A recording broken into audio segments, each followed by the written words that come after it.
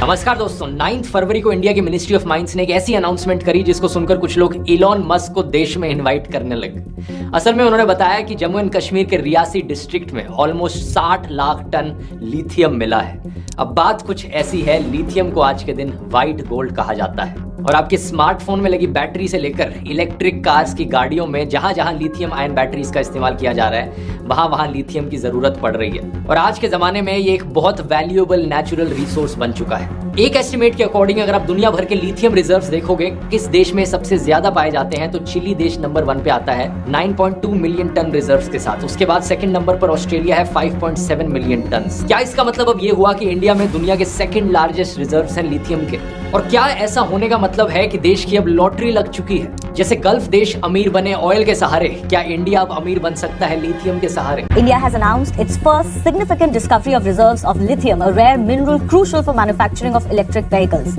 भारत को जम्मू कश्मीर के रियासी जिले में पहली बार 5.9 मिलियन टन लिथियम भंडार मिला है। Lithium batteries into baggage which goes into the hull. एक चीज पहले क्लियर कर लेते हैं कि आज के दिन इसमें कोई दो राय नहीं है कि लिथियम एक बहुत वैल्यूएबल मेटल है।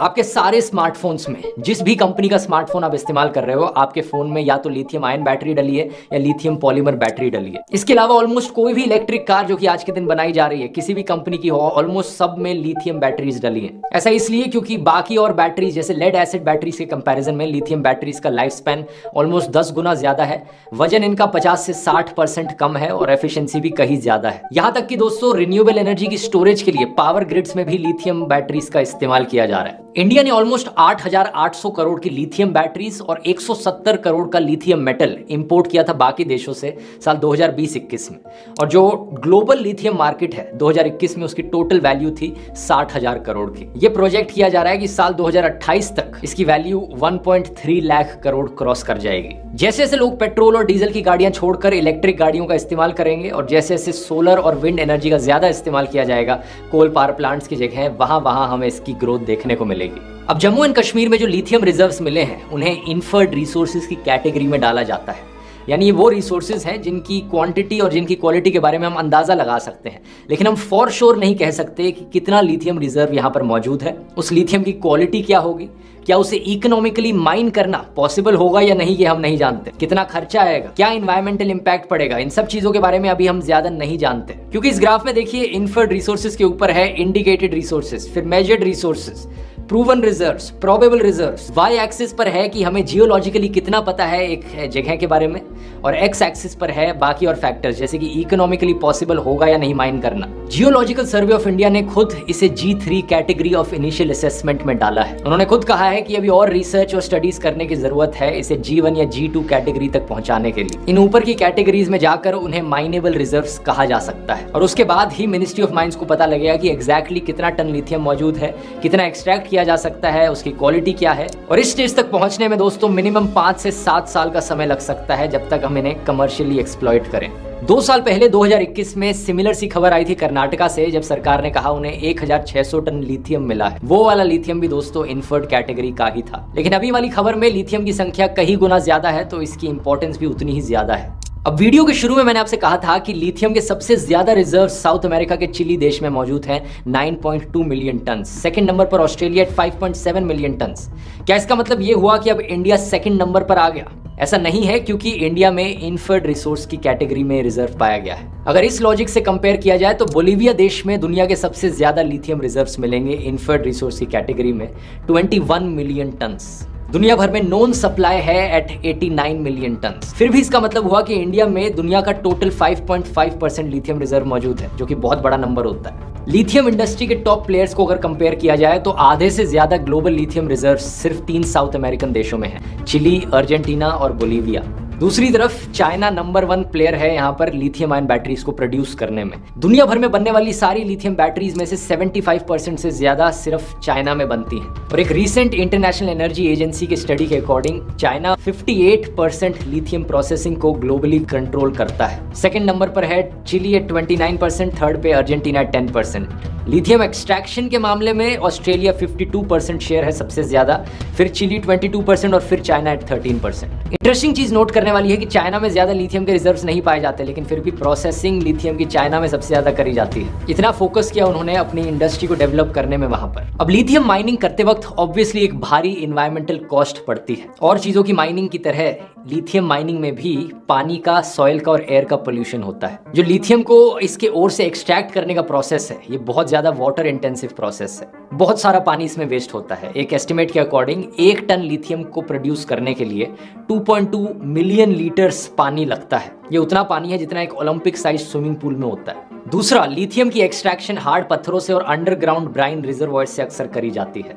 इसका मतलब ये हुआ, क्या लिथियम माइनिंग से हमें जोशीमठ जैसे इंसिडेंट्स और ज्यादा देखने को मिलेंगे? बिल्कुल मिलेंगे, अगर सरकार इसी तरीके से इन्वायरमेंटल इंपैक्ट को नजरअंदाज कर दे तो। तीसरा, माइनिंग से होने वाली एयर और सॉइल पोल्यूशन का क्या? ये बात सच है कि लिथियम का इस्तेमाल किया जा रहा है इलेक्ट्रिक गाड़ियां बनाने में, इलेक्ट्रिक बैटरीज बनाने में, जिससे ओवरऑल कार्बन एमिशंस कम हो रहे हैं। लेकिन यहाँ पर माइनिंग से निकलने वाले कार्बन एमिशंस को इग्नोर नहीं किया जा सकता और बैलेंस में लेकर चलना पड़ेगा। हमें देखना पड़ेगा कि किससे नुकसान ज्यादा हो रहा है और क्या करना बेटर ऑप्शन है। अर्जेंटीना और बोलीविया जैसे देशों में इसी इन्वायरमेंटल इंपैक्ट की वजह से प्रोटेस्ट देखने को मिले हैं। लेकिन एक सेकंड के लिए अब हम मान लेते हैं कि जो 60 लाख टन रिजर्व्स मिले हैं वो प्रूवन रिजर्व्स हैं, इकोनॉमिकली प्रॉफिटेबल होगा इन्हें माइन करना, इन्वायरमेंटल इंपैक्ट इसका ज्यादा नहीं होगा, उसे अकाउंट में लिया जा रहा है, तो इसका इंडियन इकोनॉमी पर और जियोपॉलिटिक्स पर क्या इंपैक्ट पड़ेगा? ये सबसे इंटरेस्टिंग चीज है, क्योंकि ये सारी असम्पशंस लेकर चले तो इंडिया की सिचुएशन गल्फ कंट्रीज की सिचुएशन से काफी सिमिलर हो जाएगी, जिनकी किस्मत पलट गई थी जब उन्हें तेल मिला। इतिहास में देखना है बड़ा दिलचस्प है कि अलग अलग देशों ने किस तरीके से रिएक्ट किया और इसका क्या इंपैक्ट पड़ा जब भरपूर नेचुरल रिसोर्सेज मिले किसी देश में। इसके कई पॉजिटिव एग्जांपल्स हैं। गल्फ कंट्रीज के अलावा नॉर्वे देश जहां पे ऑयल पाया गया, ऑस्ट्रेलिया, छोटे छोटे बोट्सवाना और रवांडा जैसे देश जिनकी हालत चमकी, लेकिन साथ ही साथ इसके उल्टे एग्जाम्पल्स भी मौजूद हैं। ऐसे देश जिनके लिए नेचुरल रिसोर्सेज एक शराब बन गए और देश को नुकसान उठाना पड़ा उनकी वजह से, जैसे कि कॉन्गो, बोलीविया और नेदरलैंड्स भी इसका एक एग्जाम्पल है। नेदरलैंड्स देश का केस इतना फेमस है कि इसके अराउंड पूरे इस फिनोमिना का नाम भी रखा गया है, डच डिजीज। क्या है ये डच डिजीज? इसे एक रिसोर्स कर्स भी कह सकते हो। एक ऐसी बीमारी जो उन देशों में देखने को मिलती है जहां पर नेचुरल रिसोर्सेज भरपूर तरीके से पाए जाते हैं। देखकर लगता है कि उस देश को अमीर बन जाना चाहिए नेचुरल रिसोर्सेज की मदद से, लेकिन उल्टा ही होता है। साल 1977 में इकोनॉमिस्ट मैगजीन ने इस डच डिजीज शब्द का पहली बार इस्तेमाल किया था नेदरलैंड्स का केस समझाते हुए। एक्चुअली हुआ क्या था कि साल 1959 में नेदरलैंड्स में भारी गैस रिजर्व्स पाए गए थे। इसके चलते इन्होंने नेचुरल गैस को एक्सपोर्ट करना शुरू किया, इकोनॉमी को बहुत फायदा हुआ। लेकिन करीब 10 साल बाद जाके 1970 से 77 का जो पीरियड था उसमें अनएम्प्लॉयमेंट रेट 5.1% तक बढ़ गया, जो कि पहले 1% के अराउंड हुआ करता था। प्राइवेट सेक्टर इन्वेस्टमेंट कम हो गई। इकोनॉमिस्ट बड़े कंफ्यूज हो गए कि ये कैसे हो रहा है, ये जो गैस पाई गई है ये कोई खजाना है या फिर कोई शराब है? कैसा लगेगा अगर मैं आपसे कहूं ये खजाना ही शराब है? इसका इंपैक्ट 2 तरीकों से देखने को मिलता है। पहला, जब किसी देश में नेचुरल रिसोर्सेज बहुत ज्यादा होते हैं तो उस नेचुरल रिसोर्स को एक्सपोर्ट किया जाता है बाकी देशों में। ऐसा करने का मतलब है कि फॉरेन इन्वेस्टमेंट आ रही है आपके देश में, एक्सपोर्ट्स बहुत ज्यादा होंगे उस नेचुरल रिसोर्सेज के, बाकी लोग आपके देश में इन्वेस्ट करना चाहेंगे, तो इसका मतलब आपकी करेंसी का प्राइस अप्रिशिएट होगा। मतलब नेदरलैंड्स के केस में कह सकते हो कि उनकी करेंसी ज्यादा स्ट्रॉन्ग बनेगा। तो नेदरलैंड्स का अगर एग्जांपल लें, गैस एक्सपोर्ट्स इनके बड़े अच्छे हुए, लेकिन बाकी जो और इंडस्ट्रीज थी देश में, जैसे कि मैन्युफैक्चरिंग की इंडस्ट्री, कुछ सामान बनाकर बाहर के देशों में एक्सपोर्ट करना, वो और महंगा होने लग गया। ये बाकी इंडस्ट्रीज अपने बिजनेसेस सस्टेन नहीं कर पाई और इन्हें नुकसान उठाना पड़ा। दूसरा इंपैक्ट पड़ता है डच डिजीज का लेबर मार्केट पर। जब एक देश में ऑयल की डिस्कवरी हुई है या लिथियम की डिस्कवरी हुई है तो माइनिंग करने के लिए लेबर की जरूरत होगी, तो उस सेक्टर में जॉब्स क्रिएट होंगी। बाकी और सेक्टर से शिफ्ट होकर लोग इस एक सेक्टर में आना चाहेंगे और इसका बाकी और सेक्टर्स पर बुरा इंपैक्ट पड़ सकता है। तो मोटे मोटे तौर पर देखा जाए डच डिजीज का मतलब है अगर किसी देश में एक नेचुरल रिसोर्स भरपूर तरीके से पाया गया तो उस देश के बाकी और जो सेक्टर्स हैं अगर वो डेवलप्ड नहीं है तो वो कम्पीट नहीं कर पाएंगे उस नेचुरल रिसोर्स के सेक्टर से और वो नीचे गिरने शुरू हो जाएंगे। यही चीज नेदरलैंड्स में देखने को मिली और कई और देशों में भी देखने को मिली। ऊपर से माइनिंग का सेक्टर एक ऐसा सेक्टर होता है जिन जॉब्स में स्किल की ज्यादा जरूरत नहीं होती, नॉलेज की ज्यादा जरूरत नहीं होती। जो लोग माइनिंग का काम कर रहे होते हैं उन्हें ज्यादा एजुकेटेड नहीं होना होता। तो अगर ज्यादा जॉब्स ऐसे सेक्टर में शिफ्ट होंगी तो लोगों की स्किल डेवलपमेंट पर और नॉलेज पर भी इससे असर पड़ेगा और देश की लॉन्ग टर्म ग्रोथ पर भी इसका इंपैक्ट पड़ता है। अब गल्फ देशों का एग्जांपल देखें तो उन्होंने डच डिजीज को बड़ी आसानी से अवॉइड किया क्योंकि उनका कोई और सेक्टर ही नहीं था। लिटरली गल्फ कंट्रीज की कोई इकोनॉमी ही नहीं होती अपनी अगर ऑयल नहीं पाया जाता वहां पर। इन कंट्रीज की करेंसी कितनी भी ज्यादा वैल्यू में बढ़ सकती थी, बाकी और सेक्टर्स पे कोई इंपैक्ट नहीं पड़ता क्योंकि और कुछ एक्सपोर्ट ही नहीं कर रही है कंट्रीज। दूसरा एग्जांपल ऑस्ट्रेलिया और नॉर्वे जैसी डेवलप्ड कंट्रीज, यहाँ पर रिसोर्सेज बहुत ज्यादा पाए जाते हैं। इन देशों ने डच डिजीज को अवॉइड किया बाकी और सेक्टर्स में बढ़िया तरीके से डाइवर्सिफाई करके।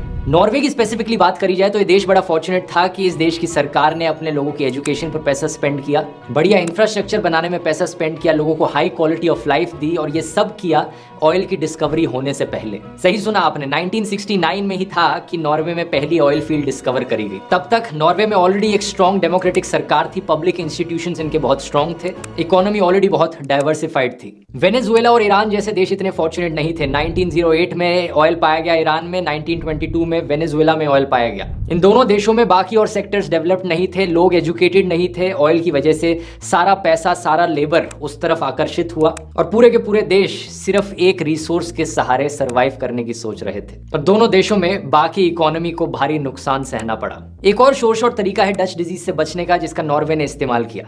नेचुरल रिसोर्सेज से जो आने वाला पैसा है उसे जनता की भलाई के लिए इस्तेमाल किया जाए। ऐसा नहीं होना चाहिए कि सिर्फ 1-2 बिलियनियर्स यहाँ पर अरबपति अमीर हुए जा रहे हैं उस तेल के पैसे से। उस तेल के पैसे से हर एक सिटीजन की भलाई हो रही है। ये करने के लिए सबसे आसान तरीका है एक सॉवरन वेल्थ फंड बनाना। जो एक्सेस पैसा कमाया जा रहा है उस नेचुरल रिसोर्स को बेचने से उसे एक फंड में इकट्ठा किया जाए और उस पैसे का इस्तेमाल किया जाए इकोनॉमी को डाइवर्सिफाई करने में, देश को डेवलप करने में। नॉर्वे का आज के दिन जो वेल्थ फंड है वो $1 ट्रिलियन से ज्यादा है, दुनिया का सबसे बड़ा सॉवरन वेल्थ फंड। इस एक्सेस पैसे को एजुकेशन में स्पेंड किया जाता है, इंफ्रास्ट्रक्चर में स्पेंड किया जाता है, और ये एक लेसन है जिस पर आज के दिन गल्फ कंट्रीज भी बहुत ध्यान दे रही हैं। यूएई और सऊदी अरेबिया जैसे देश जो एक समय सिर्फ ऑयल पे डिपेंडेंट थे, आज के दिन अपनी इकोनॉमीज को डाइवर्सिफाई करने की कोशिश कर रहे हैं। दुबई आज के दिन एक टूरिज्म हब बन चुका है। आज के दिन दुबई के जीडीपी का 95% पैसा ऑयल बेस्ड नहीं है, नॉन ऑयल है, और यूनाइटेड अरब एमिरेट्स का सिर्फ 30% जीडीपी अब ऑयल और गैस पे डिपेंड करता है। अगर डेवलपिंग देशों की बात करी जाए तो बोट्सवाना देश अफ्रीका में मौजूद इसका एक पॉजिटिव एग्जांपल है, जिन्होंने सक्सेसफुली डच डिजीज को अवॉइड किया।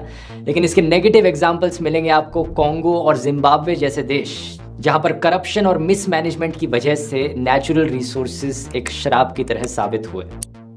लिथियम आयन बैटरीज की मैन्युफैक्चरिंग में कोबाल्ट एक और बहुत इंपॉर्टेंट मेटल है जिसका इस्तेमाल किया जाता है। और क्या आप जानते हैं कॉन्गो देश में 74% दुनिया का कोबाल्ट प्रोड्यूस होता है। सिर्फ एक देश में इतना वैल्यूएबल रिसोर्स कॉन्गो चाहता तो बहुत अमीर बन सकता था, लेकिन आज के दिन कॉन्गो आपको हर लिस्ट में बॉटम पर मिलेगा। 2015 तक कई सारी कॉन्गो में माइंस एक्चुअली में वॉरलॉर्ड्स के द्वारा कंट्रोल करी जाती थी, इनका माइनिंग माफिया चलता था। आज के दिन भी माइनिंग बच्चों के द्वारा करी जाती है, चाइल्ड लेबर हर तरफ देखने को मिलता है। इस माइनिंग ने इन्वायरमेंट का भी सत्यानाश कर दिया देश में, और इकोनॉमी को भी कोई फायदा नहीं पहुंचा।